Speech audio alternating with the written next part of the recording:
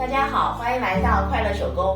今天我做了这样子的一款侧身口袋款式的小背包哈。这小背包呢非常的轻便，制作起来呢也很简单。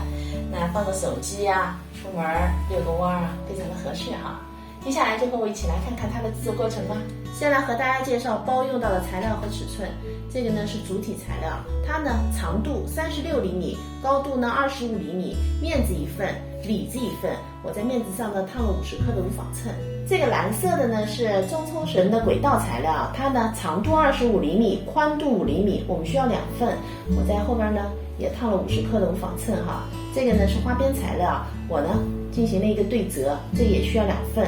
它的长度呢是42厘米，宽度呢8厘米。以上说的尺寸都是含折缝的。接下来呢我们就可以开始动手制作了。我们首先做的呢是花边，我们拿出花边的材料，然后把它对折，正面折在里边哈。折好以后呢，我们把这2条边给车上，那这片呢也是一样的。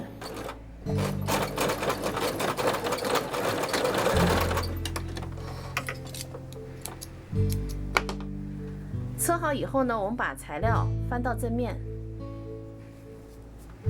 接下来呢，我们在毛边的这一侧收上细褶子。褶子收好以后，咱们这条花边的长度呢是18厘米。现在呢，我们把花边固定在面材料上边。那花边的这一端呢，我们对齐的是这儿。花边的这一端呢，我们对齐的是中心线。然后呢，我们盖上里子材料，车上这2个侧边，2条线车好以后呢，我把材料翻到了正面了。接下来呢，我们来做抽绳轨道部分。我们把轨道材料的2端呢向里折1厘米，然后各车1条线，把它搁在主体材料上面。这个是里子哈，我们这儿车1条线，这儿车1条线，2条线车好以后呢，我们把材料翻到正面，然后轨道部分呢向里折叠1厘米，然后再对折，正好盖住这个毛边哈。我们这样子车1条线，那这边的做法呢也是一样的。做好以后，我们把材料对折，然后车上2个侧边。